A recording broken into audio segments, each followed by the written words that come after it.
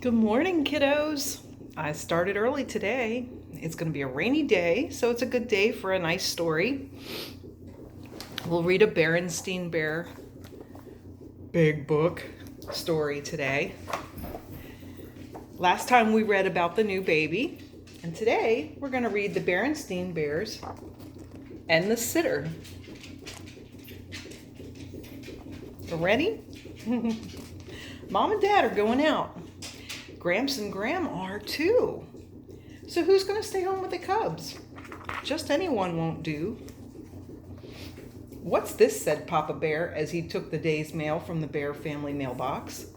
It was a notice telling about an important meeting that night at the Bear County Town Hall. Look at their little mailbox. It's made out of a log.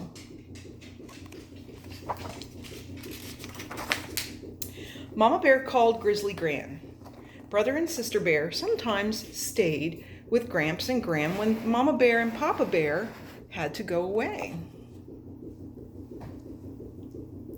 But Gramps and Gram were planning to go to the meeting too, so Brother and Sister couldn't stay with them. Or with Aunt Maud, or Cousin Wilbur. They were going to the meeting too. "Why can't we go with you?" asked Sister. "Yeah," said Big Brother Bear. "Because," said Papa, "this meeting is for grown-ups, and besides, it won't be over till way late, way past your bedtime."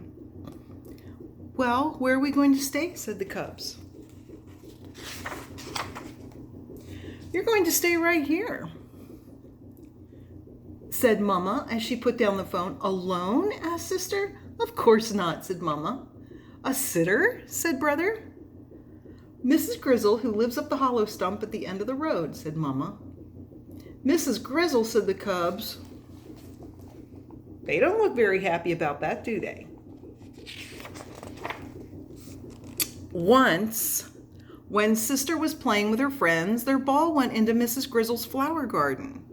Miss Grizzle wasn't very happy about that. And another time, when Brother was flying his kite, it swooped and bumped Miss Grizzle on the hat. And she wasn't very tickled about that either. Later that evening, after supper, things had to be cleaned up. And Mama and Papa got ready to go to their meeting. "But who's going to scrub our backs, read us a story, and tuck us in?" asked Sister. "I understand that Miss Grizzle has raised 7 cubs of her own. And I'm sure she's perfectly good back scrubber, story reader, and a tucker inner." "She's not going to scrub my back," Big Brother said under his breath. Mrs. Grizzle came walking up the path to the bear's treehouse, right on time. There's no question about it.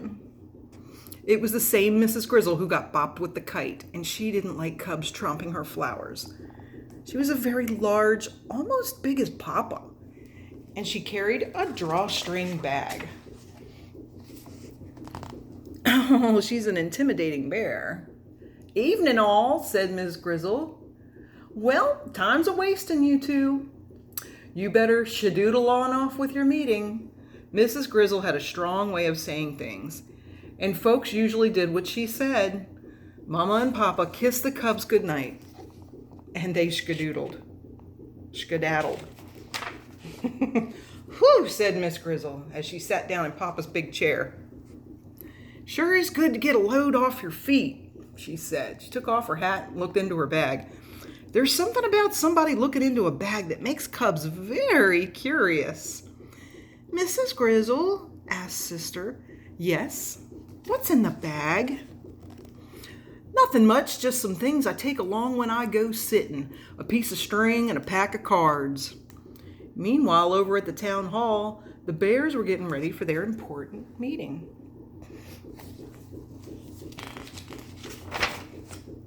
They were getting ready for speeches, voting, and arguments about some new laws. But Mama's mind was not on the meeting. Neither was Papa's. Mama and Papa Bear were thinking about what was going on at home. Sister looked a little bit worried. When we left, said Mama. So did Brother, said Papa. They decided to call home and see how things were going. That's an old school fancy phone. That doesn't look like a cell phone, does it? That is older than Grandma, Mama. That's an old phone. Things are going just fine, said Mrs. Grizzle. Brother and sister can't come to the phone right now. They're busy paying Cat's Cradle. Have a good meeting. Have a good meeting. But they say to have a good meeting. After the Cat's Cradle, they played Go Fish with their cards. And then they played Tiddlywinks with a special set of winks that Mrs. Grizzle had made out of polished stones and a snail shell cup. Hey, looks like they're having fun after all, doesn't it? Ah, sleepy, sleepy. After a while, the cubs got yawns, and Mrs. Grizzle began getting ready for bed. She even carried them on her back. And she did, indeed, turn out to be a very good back scrubber. Brother changed his mind about not having his back scrubbed. And she was a fine story reader, too. Look at that. And a really super tucker-inner. Oh, man.